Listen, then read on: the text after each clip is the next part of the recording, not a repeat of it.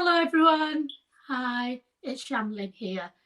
I want to thank first to Charity InFocus for giving me this opportunity, especially Raj Palmer from Sunrise, to be here today to talk about my charity and also my other projects that I am doing as we speak within the lockdown as well.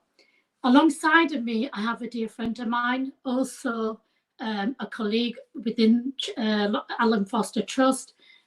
He's within the committee. So before I actually explain about Alan Foster Trust charity, I want to hand over to Mizan, who is actually, I've got hold of him this very moment, and he is very, very busy with other urgent schedules later on today. So fire away, Mizan. Good afternoon, everyone. Hope everyone's safe in these tumultuous times. I've known Shamlin for a number of years. My name is Mizan. I'm the General Secretary and co-founder of Equality for Workers Union. And part of one ethos of my union is to help people. So when an opportunity came from Shamlin to help her set up her charity, I provided resource within my team to help her set up the charity. It was a very long struggle. It took about, I would say, 2 years. There's a lot of paperwork. In fact, there's a lot of bureaucracy, I think, as well, but they want to be thorough. They do lots and lots of checks on people who want to be part of a charity. I'm a trustee of Shamlin's charity, so it's fully transparent. And our specific goals within the charity is to help people, vulnerable people, especially leave to remain, refugees. And Shamlin has been doing this for many, many years. She's a specialty when it comes to charity work. And as part of my union, and I wanted to help and get involved. So we had a lot of meetings and we had to go through HMRC. They check everything to make sure that you're a proper and fit to run a charity. And Sham has, we've also been sponsoring cakes, charity cakes during Ramadan for Shamlin's charity. And we'll do as much as we can. I always help Shamlin and the charity, and we make sure that the people who desperately need help, we help them.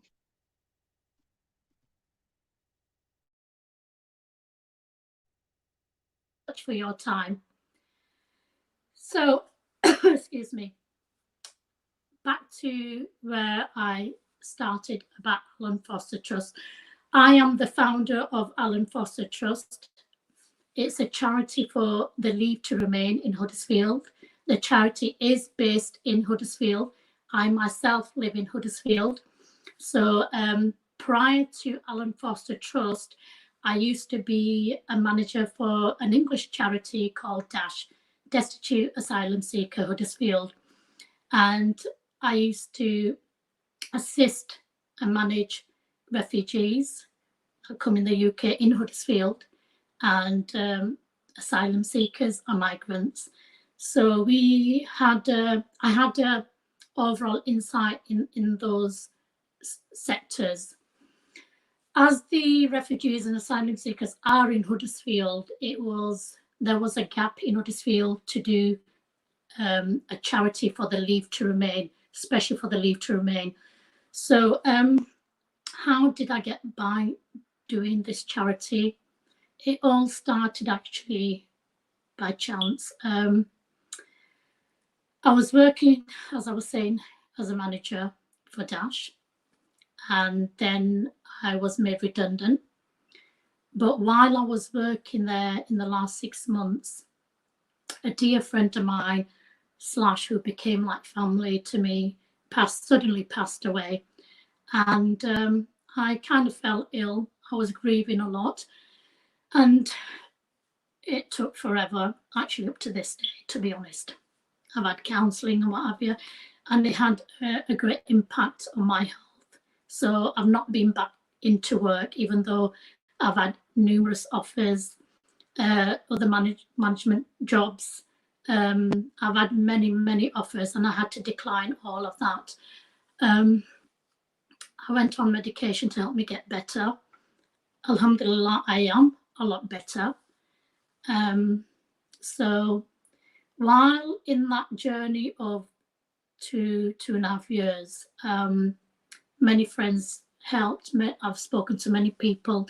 I've had counselling for my bereavement, and many friends have sort of helped me in many ways to do something that will make me better, and in a sense to keep his name, who is Alan Foster, to keep his name in memory. So a few close friends, just like that, thought, Shamlin, you know, he's always discussed as well that I work for myself, and I always said to Alan, you know, it's not for me. I'd rather just work for somebody else. I'm no good with computers. Everything you do is with computers. So I just, you know, never thought I'd do something for myself. I'd rather just do my 9-to-5 job and come home, and that's it. My responsibility is over. But things change, perceptions change, and I put, in memory of Alan Foster, I put Alan Foster Trust together. Now, this charity, like I said before, is for the Leave to Remain in Huddersfield. Leave to Remain, many people might not know, Leave to Remain are those refugees and asylum seekers who put their cases forward, and when they get the stamp of stay in the UK, they become Leave to Remain. So when they were getting a certain amount of money from the government to live on, and they provided the bedsit with no bills to pay, when they change over to apply for job seekers or any other benefits, their money stops completely. They are given a date to give their bedsit or their house back, and they have a certain date to move out. So then again, they become homeless in many cases. And then applying for job seekers, universal credit, whatever the situation is, they have nothing, and they'll be waiting up to 6 to 8 weeks, if not more. So not only do they become homeless, many of them become destitute. So this is where my charity comes in. It is registered. It is a very small charity. It is with the HRNC. We are below the £5,000. With commission charities, it will be turning over to commission charities, but not until I have my 5,000. So that's where I am right now.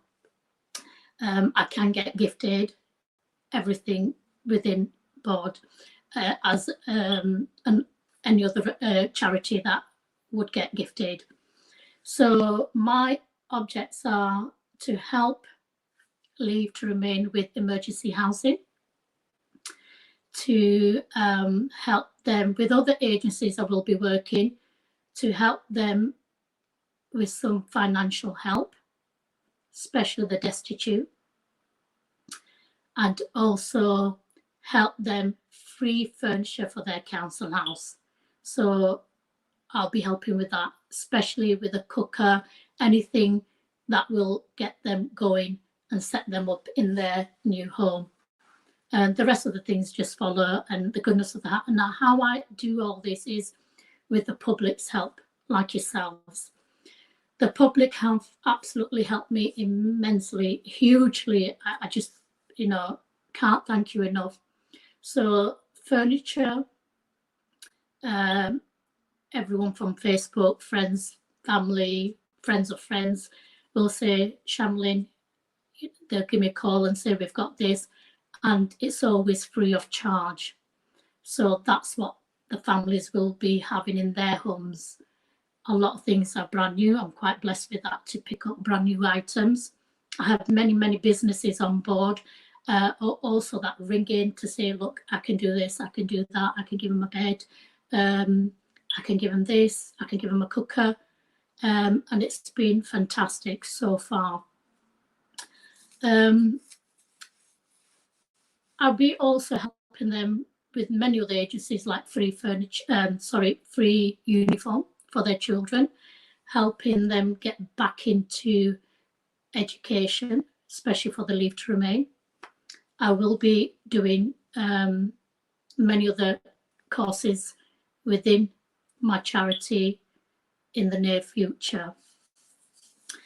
So at the moment, I work from home. It is a brand new charity. I wish there was a place for me, for my charity, a unit. I am looking, and I am desperately looking for a unit in Huddersfield. I've been offered many places in Batley, free of charge, in Bradford, free of charge, but I really want to stay in Huddersfield. It's more closer to home. There's so much to do, and there's a huge gap of families that need my help, even as we speak. At the moment, I'm working from home, free of charge. I have been doing that since it's been registered, and even before it wasn't registered, I've been helping as much as I could, and just putting things on Facebook, and people have been helping that way. But if anybody out there and is watching or know anybody, please do inbox me. Please do get in touch with Sunrise Radio with Raj, and help me find a place. Even though I've been in Huddersfield for a very long time, there are many places that I do not know of that are neglected or not used.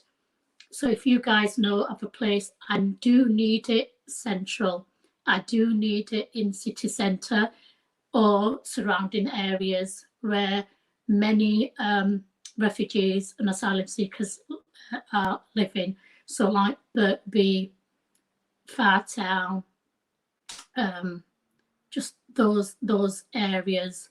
I don't want it further away. Reason only being is because then I fork out the bus fares, and it's too much for them to get 2 buses into town or to the place.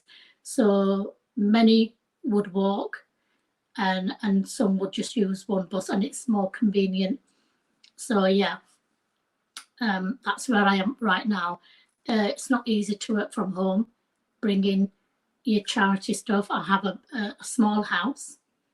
It's always with many items. I have a small living room, and you've got many things everywhere, just absolutely everywhere.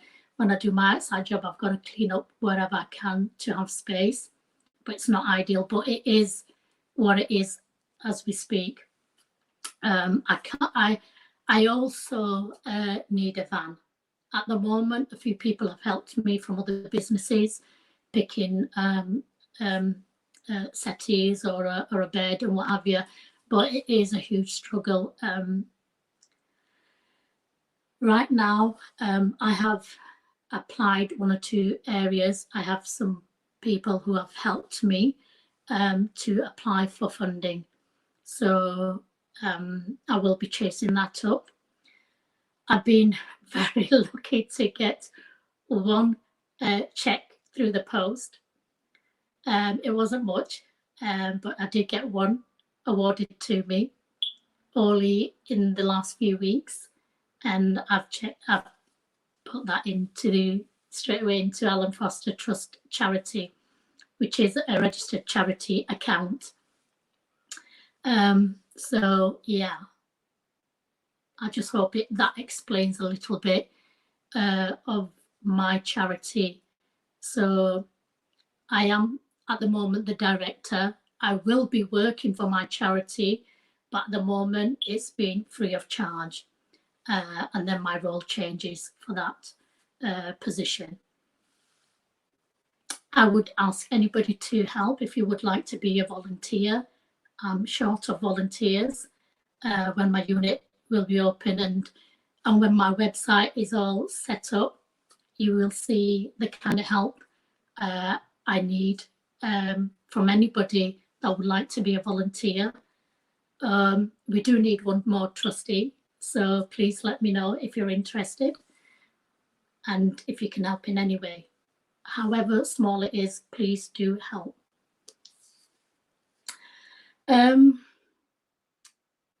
I've got so many things I've written down. Alan, I just want to talk a little bit more about Alan. Alan was a very dear friend of mine, just like family, and he passed away. And he's, you know, I always known he was very happy and very happy of my work and everything, and I just thought he was such a remarkable person that I just felt you can't, you know, forget that name. He taught me so much, absolutely so much. I won't say too much. It's a very touchy subject for me at the moment. Okay, so the other projects that I'm doing within the lockdown, I hope everyone's okay in the lockdown, coping well within the family and spending more time at home. I myself do spend time a lot at home, as you know. I'm not going out of restaurants, I'm not going out for meals. It does not bother me at all, absolutely zilch. It does not bother me that I'm not seeing anybody. I just, you know, I need to respect the lockdown, and we need to remain at home. But me being a worker for my charity, I need to be out there, but minimum. I don't go out to chill. I don't go out for fun. I don't even go out for fresh air, to be honest. I do my bit, I come home. So I've been helping the Leave to Remain with food parcels all over Huddersfield. And I also have been given a couple of referrals from my previous job. Thank you, Lucy. And so they had to stay indoors, some of the asylum seekers, refugees, and had to isolate themselves or suspected virus with the symptoms, sorry. And so I've been helping them too. I have had quite a lot of referrals through social media, and they were of vulnerable situations where they needed food parcels. So I've been going out my way, not just in Huddersfield, but Bradford as well, and giving people food parcels. And but you need to, you know, I just feel it's not all about my charity in this time of need. I'll help anybody, absolutely anybody, with no questions asked. So if somebody is watching me right now and they do need help, they do need food, or they have been stranded somewhere, they've been kicked out of their homes. I know a friend that has been kicked out, suspected of symptoms, and I had to deal with that situation. But if anybody out there that needs my help, please do give my number forward. Do get in touch and I will give you my number. There are other agencies out there in Bradford and in Huddersfield and other areas that I know that I can get them. If I can't help you, I'm sure they could as well. So yeah. So I've been doing the food parcels, and that's an everyday thing for me, which I don't usually talk about. Also, Meza, my colleague just earlier that came on, mentioned about the cakes. His company, which is a union, has sponsored my first batch of cakes, as many of you know on my Facebook. So I always love doing the 100% donation, where I can give 100% back into my charity and any other charities that I work with, and any other projects that I work here in the UK and abroad. So yeah, it's been going really good. I had Raj from Sunrise as well. His Sunrise Radio been sponsoring my cakes, my second batch of cakes, all sold by the way. So I'm quite pleased with that, and I will be banking the second £500 in Alan Foster Trust on Monday. So that I'm well pleased with my chocolate fudge cakes. Yeah, I have heard the chocolate fudge cakes are very low at this time, but for any of those big charities out there, please have mercy on this small person with a small charity, and share out your cakes and give me just 10, 15. I know, many of you will have 100, 150 or whatever, or take a full pallet. So I've been told by others. But if anybody's got any spare chocolate fudge cakes, I've run out 3 days ago. I've been told to wait till Tuesday. If I'm lucky, I'm gonna sell some more. So Tuesday, I'm hoping many of you will just ring me and just support me. I need my £5,000 so desperately. Although it took a year and a half to get this charity registered, all thanks to Sana. Sana Zahir was gonna be on here live as well with Mizan, but fortunately she was taken ill last night and she wasn't feeling well and she had a high temperature. So on her behalf, I would like to say thank you, Sana Zahir, an upcoming barrister from Bolton, a beautiful young lady, absolutely intelligent and educated, who never ever put a charity together. I've had no clues whatsoever, and I was like searching for people to help me. And thank you, Mizan, for introducing me to Sana Zahir, who from scratch did not think about the charity, has put this together with many, many, many, many meetings with myself and many with Mizan as well. But I do want to thank Mizan, not because he's my friend. I say it how it is, very much black and white. He has been an amazing, amazing person, not just as a friend, but as a person as well, and a colleague. Very outspoken guy. Everybody are.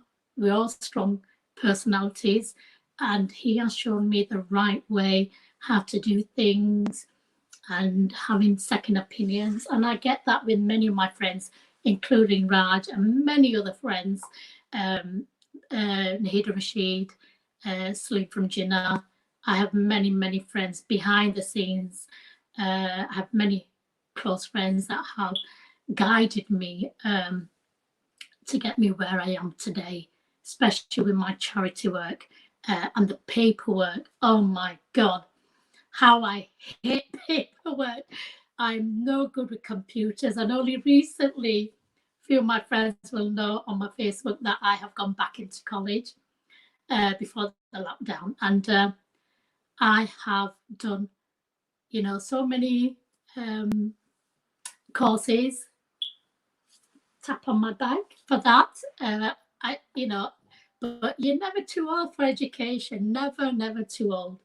And I'm doing so many. I'm still, actually, I've got another one within the lockdown, online this time. I've logged in and all that, but I haven't. Actually, I should have started a few days ago, but I've been very, very, very busy, and I'm sure they can understand. So yeah, I'm doing another course online. And I'm doing, you won't believe it, English again. Yeah, I'm doing my English again. So so there was that. So thank you, Sana Zahir from Bolton, upcoming barrister. I'm so proud of her. I love saying that word. Such a wonderful human being. And Mizan, director of his own union. Thank you so much for being there. And many other people. If I've missed a name out, please do forgive me. You know who you are. Absolutely, you know who you are, and can't thank you enough. God bless you all. I want to thank many other people, solicitors who have done my charity stamped signed, sealed, checked everything. Nothing is left out. Everything is checked. And a lot of things we had to change. We had to add. We had to tweak. And yeah, met some more wonderful people for my funding, free of charge again so far. Wonderful. Nadia, wonderful people out there that I just want to help for the sake of it. Feast below, just want to help up the ladder and get this charity up and going. And I can see it being very successful. I'm a hard worker, I'm a grafter. I hate being in front of the scene. I hate being in front of the cameras. Actually, absolutely hate it. But you've got to show your face now and then, and let people know who Shamlin is. I have many hats, many hats. I do many roles with different hats. So let me just think. So yes, right now I'm selling cakes. So far, I have made, with the 100% donation, £1,000. I'm still going to carry on once I get some cakes. And like I said, I need that 5,000. I'm not even, half of that yet, close to the half, if I can be honest. Yeah, it won't take long. And hopefully when I get more funding in, we can put it into commission charities straight away. I do have a constitution. I have 5 trustees. One you've just seen, Mizan, and I have 4 others as well. So I do have a constitution in place, all done up and signed and sealed, basically. So my other projects, as well as having a charity, is I do cargo. I'm doing that as we speak as well. I was doing yesterday again. I did a week and a half ago.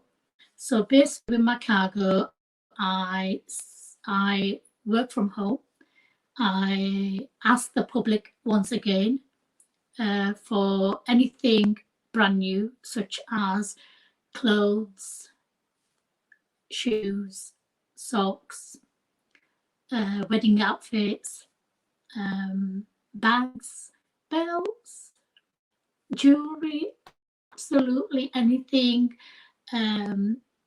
prayer mats, absolutely anything that's new or as good as new, in immaculate condition, but usually it's all new. So there's that, socks, coats, children's coats, boots, anything to keep them warm in winter. So my cargo goes straight to Pakistan. I help many other charities. It's not just charities. I will just give to anybody who needs it. And these are the very poor people who are extremely poor. And I have volunteers all over Pakistan, actually. I've been blessed with that. Everybody wants to help. And also Azad Kashmir. I've been doing cargo for the last, I think, 6 years. So 6 years I've been doing the cargo, and I help the poor, but I also help do weddings. So when I say do weddings,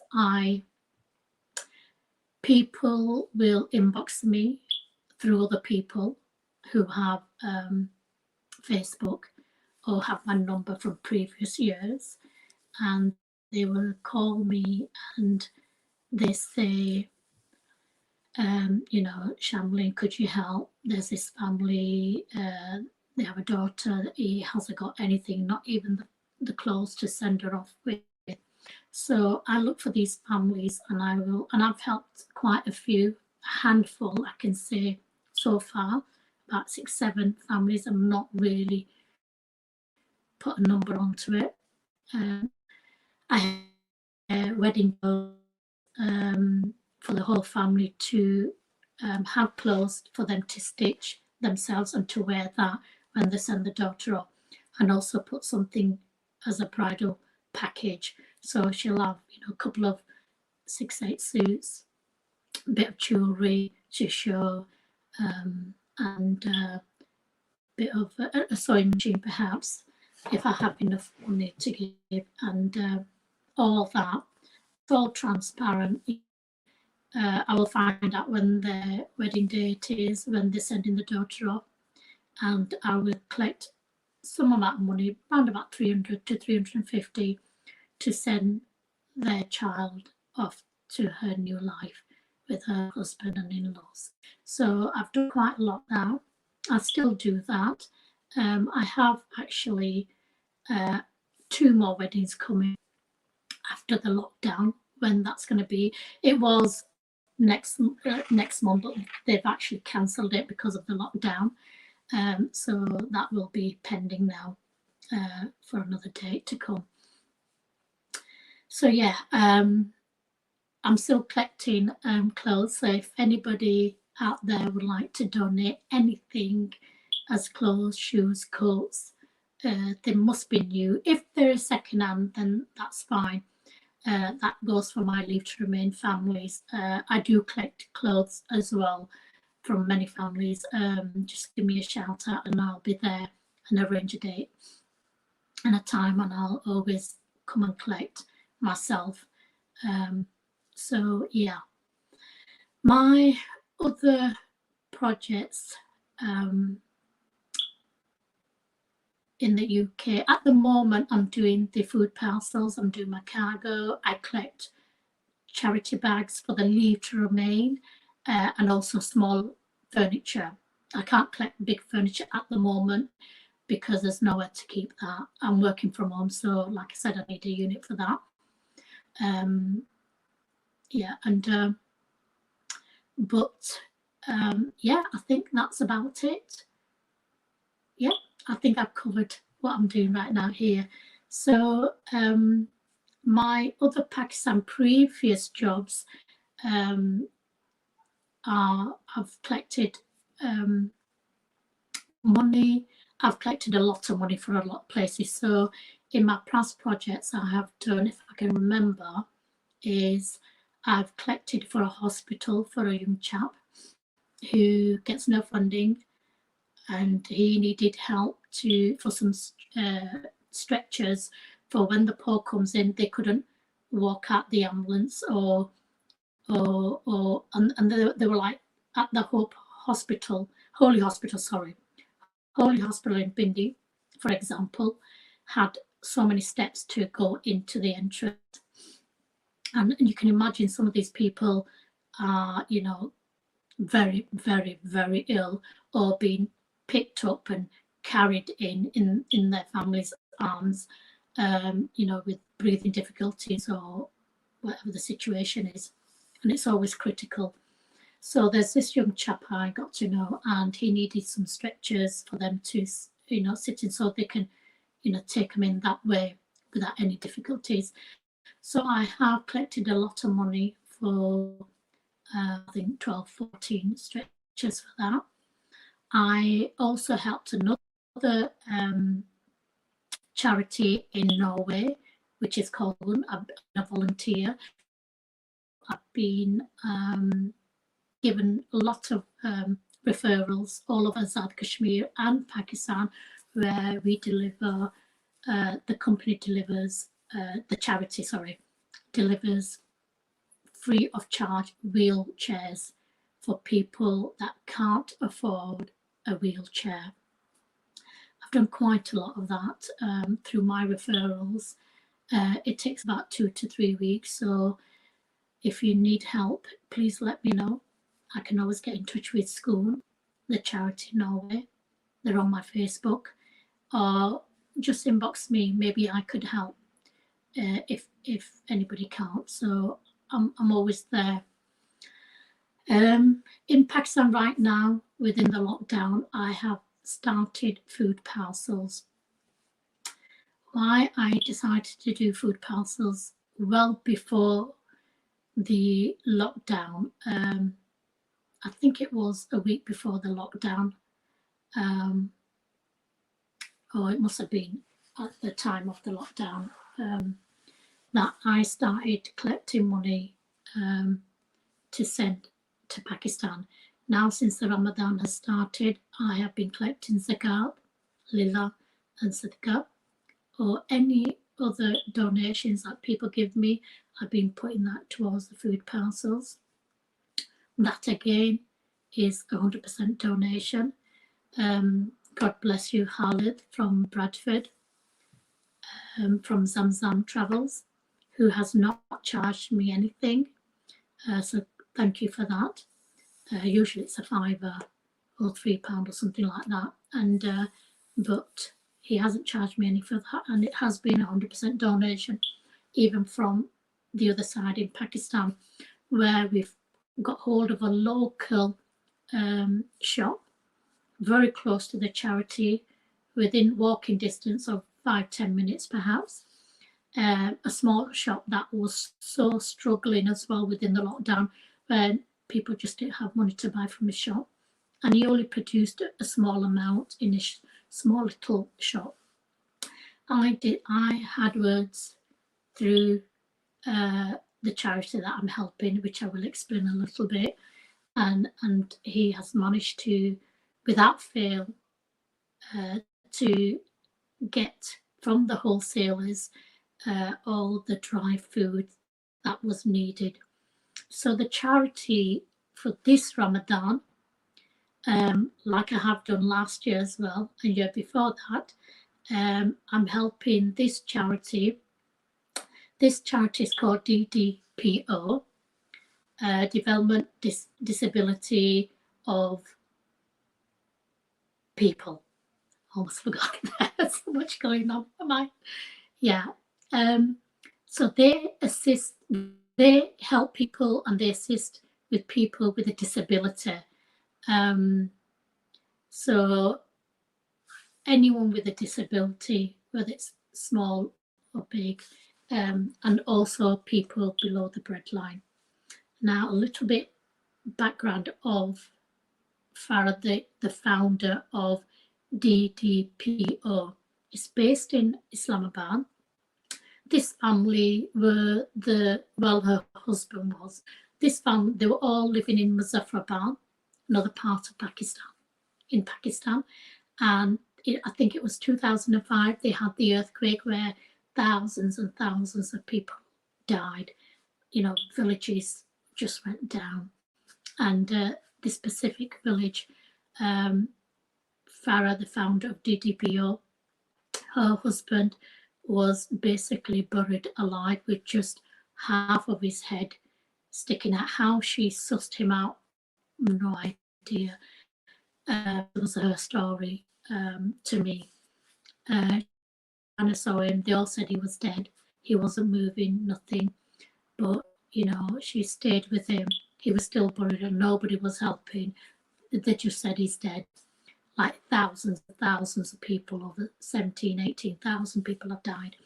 And she goes, no. And then she kind of felt something or something or another. She goes, no, he's alive. He's breathing of some sort. And then that's when the help came. They got him out. Cut the story short, when he came round, they told him he had spinal cord injuries for life. And this family were a working family. They had everything. They had their home, they had their cars, they're educated, and they had basically their lives living in Muzaffarabad. Anyway, cut the story short again, by the government, gave 100 families to move up to Islamabad in the aim of they were going to get homes. So for 100 families, they were going to get homes. When they got there, they took the pictures with the key. They were in the papers and what have you. But in reality, it was just the key. There were no homes. It was a huge lie. It was just shocking.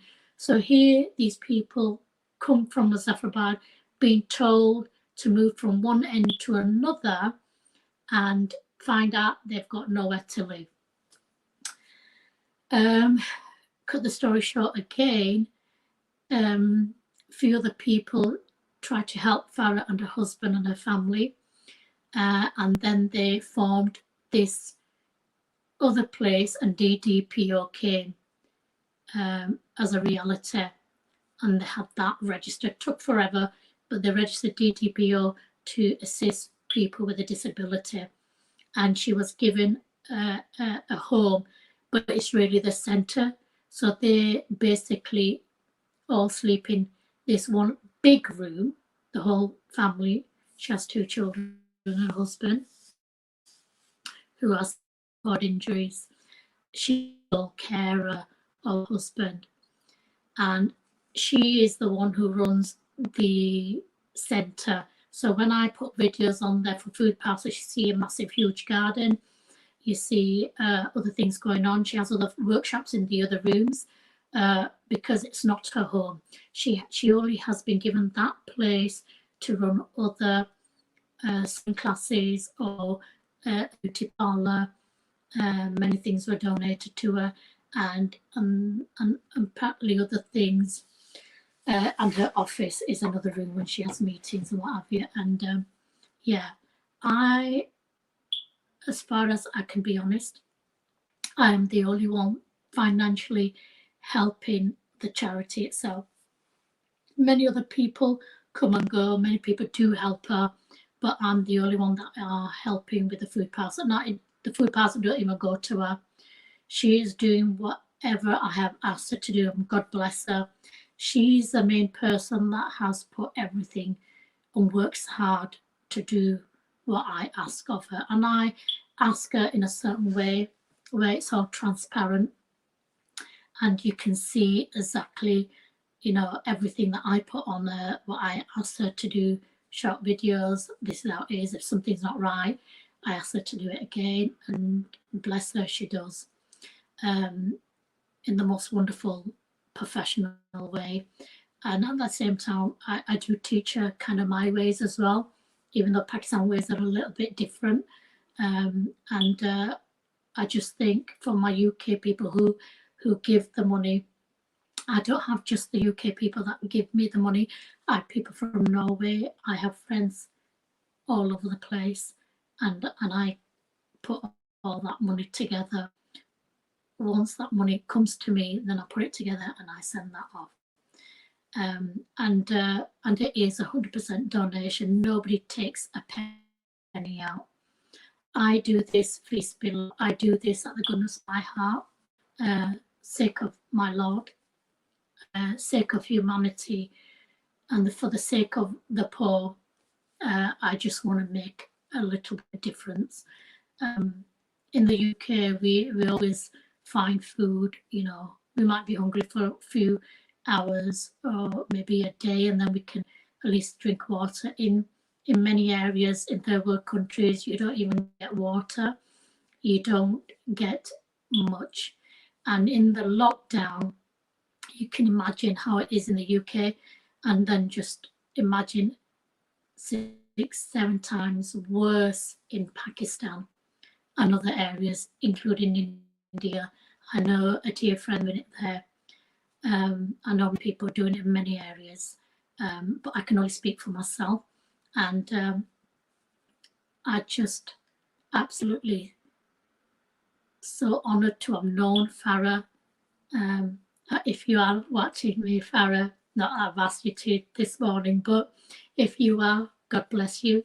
Keep on doing the work that you're doing. I'm so proud of you. Many people are proud of you. And I will keep on while I'm alive, while I'm here, and I will support you, as well as my other projects. Your charity, I will always help, because I desperately think your charity needs my utmost help and my 100% dedication towards that. And I love you all. Thank you. All of you in Pakistan, thank you. And including the volunteers that helped me get the masks and the gloves. It's very hard to get in Pakistan. there's many places I don't know. I'm originally from Gujarat, from Rawalpindi, a small place called Gujarat, and I have many friends on my wall. I want to thank Irfan Raja from This Pradesh, who picks up my gloves and my masks, and which are sponsored by so far Ismail Chaudhry Ismail Bhatti from Norway. My in places Gujarat. I'm so blessed to have met so many people in my father's hometown.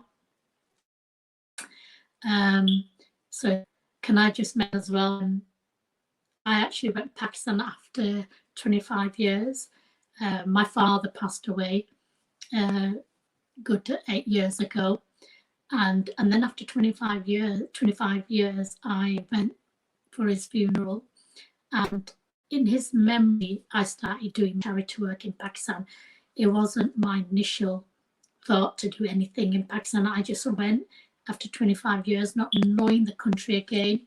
I went when I was younger, in my younger days, and then 25 years gap, I went back to Pakistan for my father's funeral, and I've been going every year. I missed 1 year. I was not well at that time when Alan Foster passed away. I took a year out.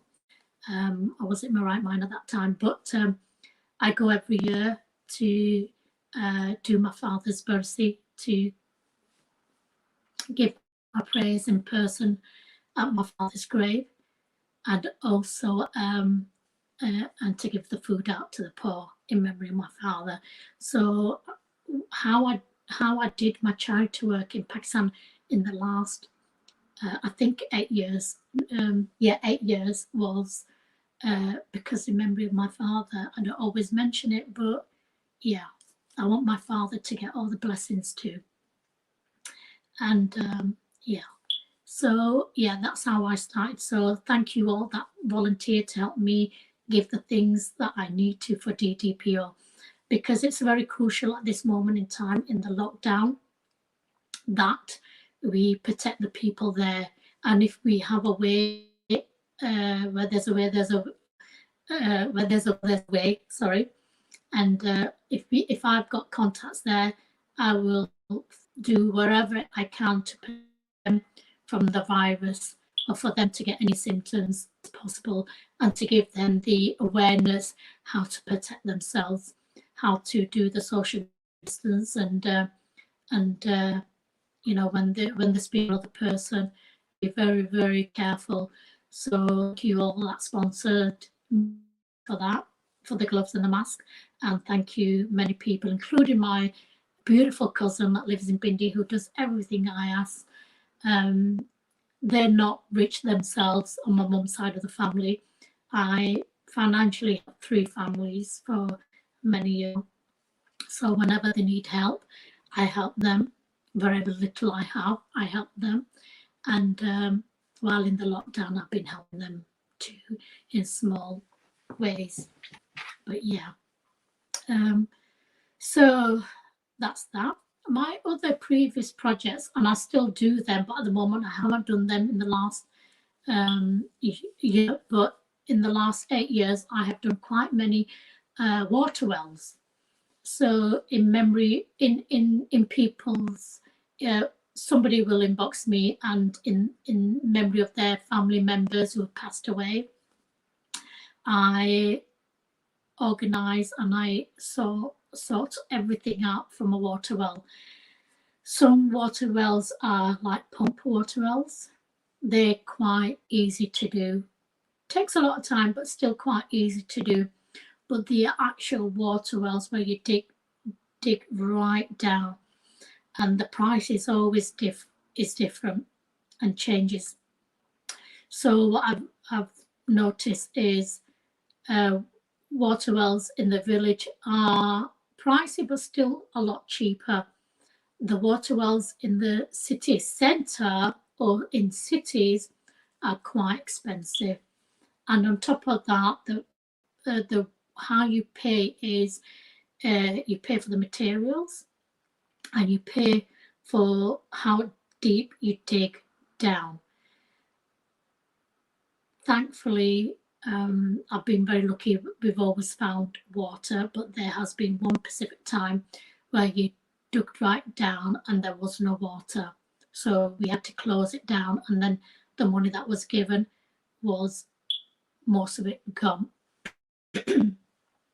Either that, I explain, you know, this is a situation, or you dig again, but you need more money for that. I do whatever it takes to complete and be. I have been very successful, but just one particular time I haven't been, but that's out of my hands, because if there's no water there, there's no water there. Then you've got to go to another place and start all over again, close by, and do the same there. But it all depends if there's water. So those are the water wells that I have done. I've done, I think, so far 5 in the 8 years that I've been going to Pakistan. I've done 5, sorry, so far. Alhamdulillah. Yeah, so I have, I'm sure there's many other things I've done, but at the moment I've got a big cold. I can't remember what else I've been doing. So yeah, what else? What else? Okay, gosh, I've noticed the time. I've not noticed how long I've been chatting away. I don't know if somebody there is there in the back watching me and listening to me. But you know, I want to say thank you all for watching me and listening to me, and supporting me, praying for me, all that. Bless you all. I'm not finished, by the way, but I just want to say a few thank yous. I want to say thank you to Raj Palmer for giving me this opportunity again. God bless you. You are 1 in a million. You are a fantastic friend. You're like my brother from another mother. I always say that to you. You're so genuine, so kind. You take people face value, and I have a lot of love and a lot of respect for you. Thank you for creating Charity InFocus and giving me this opportunity to say what I wanted to say. It wasn't rehearsed. This morning, actually, went early in the morning, did some shopping, had to do a food parcel. I had a call last night, a referral. This person is in Bradford, and as soon as I finish from here, in another short while, I will be going straight to giving my food parcel again for this person who, bless him, lost his job within the lockdown and is struggling, absolutely struggling. So that's fine. And I did that early this morning, quickly came home, had a shower, and here I am, voila. And yeah, before, I know this is not rehearsed, but we are in the lockdown, and many people have died. Many people are critically ill. We've all lost a loved one. I've recently lost a family member, my chachi, God rest her soul, and she passed away in the UK. And what can you do? We're stuck at home. We can only pray. But I want to take a minute, if it's okay with the public, if I can take a minute out in silence for those people who have passed away, COVID-19, who are critically ill as we speak in hospitals, who are not feeling too well here and all over the world, globally. Can we please take a minute out? I've not scheduled the 1 minute. It is random. I don't have a watch with me, but I'm just gonna, if I go above the minute, please forgive me. But if we can do some silent prayers and thoughts for the people who have passed away and who are ill right this moment. And then after the 1 minute, I will start talking again. Thank you.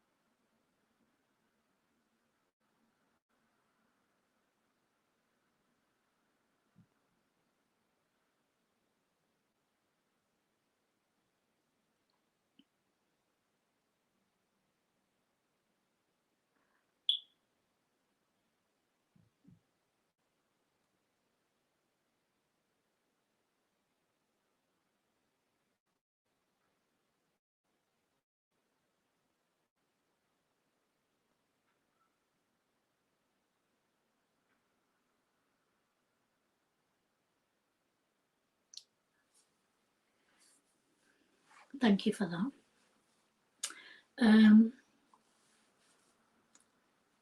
Last but least,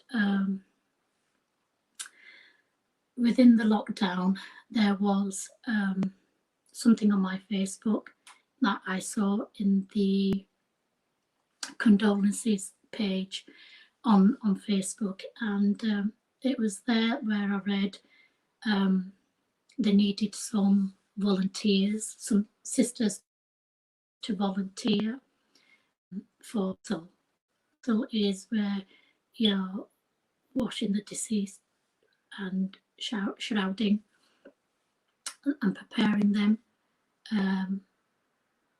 before they are buried. So I put my name down, not thinking if they're ever going to call me, not thinking, God, do I know what to do? I wouldn't know, I wouldn't have a clue. Never experienced anything, and also never really experienced being very close to a dead body, basically. But I saw this post and instantly, straight away, they needed volunteers, and I put my name down. Also, when I put my name down, there was a link which I had to go in. I had to put my details, volunteer. So I put all my details in, my name, my number, my address, who I am, and it also stated in there whether I had any health issues, because obviously you can't do something as a volunteer if you have serious health issues. I have nothing serious health issues, so I ticked all the right boxes and I sent it off. Not thinking once that they were going to call me. I just assumed, you know, there will be loads of Muslim sisters out there that will be doing the same, emailing them with their details and do the same. And I thought, oh, they call me. Just a thought. Anyway, I was very honoured and lucky enough to be called by the Imam, and we spoke. He asked me questions and I replied to my best ability, and it was a thumbs up. And so I was put in a group, and we were in the lockdown. The training was given kind of like online in these videos and what have you. So we had to read and watch and watch and watch and watch and read many times over. And I did all that. And with such dedication, unbelievable. I don't know where my strength comes. I was ready. So when I had the call, we were put in a group of sisters, and I was called to do my first ghusl, which I did. And I've been doing the ghusl many times now in the short 2 weeks. We did non-COVID and we did the COVID-19 deceased as well. And it was all with the PPE. There were many guidelines, whether we can touch, not touch. There's a more experienced sister who is very experienced, leading 5 of us, and everybody put the same dedication, compassion, love, and all of that, like they were your own. You know, you do everything as if they were your own family. So yeah, COVID and non-COVID deceased, there were different types of procedures we had to do within our training. And yeah, I think I have to be honest. I've been doing many things in my life, many things in charity work. I've never, ever, ever, ever imagined that I would do a Gussel. I would be doing something like this ever. Forget the lockdown. In the lockdown, ever doing this in my lifetime here on this earth. And there you go. And I'm absolutely, out of all the things that I have done and I have achieved, this is the only one I can only say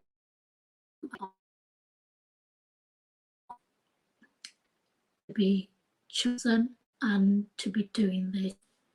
When I get a call, sometimes it's suddenly, sometimes we have a few hours. I won't do anything else, even though I planned to sell some cakes. I planned somebody for 4 o'clock or 2 o'clock to go here and there. I planned, you know, whatever meeting or whatever it is. Well, not a meeting in the lockdown, but what I mean is online, you know, meet up here.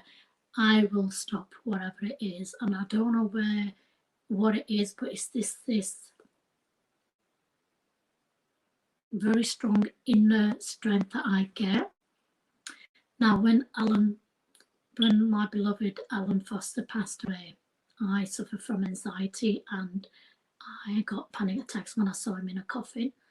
One of the reasons I panic when I'm in a small space or a small room. It took me a long time to have my windows down in my car, and it felt so small and tight, and I couldn't even breathe. I was getting chest pains. Am I having a heart attack or what? And that was my anxiety. But this feeling was so unreal.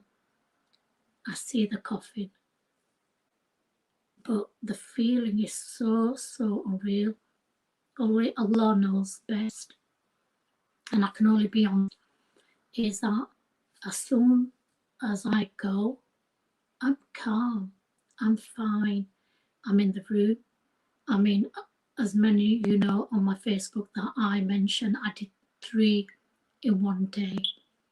2 deceased that passed away for other situations, and 1 COVID-19, the third that we had to prepare. Even though it's emotional, I was so calm. It was just real. I was fine. I went in there and I did what I needed to do with a lot of compassion, with a lot of love, with a lot of care, and within the guidelines of rules that we have, and listening to the experiences as well, how we would. I was just fine. I had no pains. I had no panic attacks. I had no anxiety.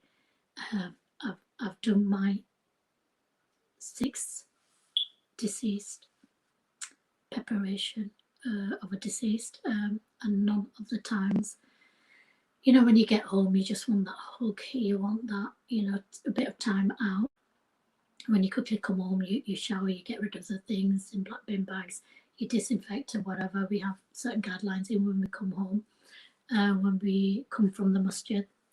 But yeah, it's overwhelming inner strength and mind. And I'm very, very honoured. I have to say that. I'm very, very honoured, and I wouldn't change this for anything. I think it's myself, and I said I was going to be an hour, and I think I've gone slightly over the hour. But thank you once again. And before I leave, before I say my goodbye, I want to thank you once again for giving me this opportunity, Raj. Charity InFocus, fantastic platform to view our charities and our projects for small people like us.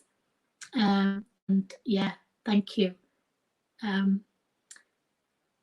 On behalf of my other committee trustees, I want to thank you all again. I thank all my friends, all the people on Facebook that helped me, even if it's a small way. Anyone with businesses who have helped me, supported me here in Norway, in Pakistan, in India. I have many, many friends in India. And that's all down to my beloved Alan Foster, a beautiful, great man who, in my previous life, I used to work for Mixed Martial Arts. I was his general secretary and his PR, and he taught me well. A lot of the grandmasters taught me well, which I don't really talk about. And I'm not interested in talking about the awards I win, the medals I won. It is something I'm quite blessed and honoured with all of that, all of those achievements. But for me, humanity, helping people, having the compassion for others, I'm here to help. I'm here to give. If it means just one prayer, all I'm greedy of, I don't know about anyone else, is greedy of love and greedy of your prayers. And that's all I need when I go from this world. So thank you and God bless. I'm going to bid you all goodbye and hope in the coming future that you could support me more. And remember, I'm looking for a unit, a community centre in Huddersfield that has up to 50 people where I can give them a hot meal. I forgot to mention that hot meal, see? So something I'm forgetting to mention about my charity. It's because I've not started them. So yeah, please do help if you can help. And if you can donate to my as well, Pakistan supporting with parcels, do get in touch. Thank you and God bless.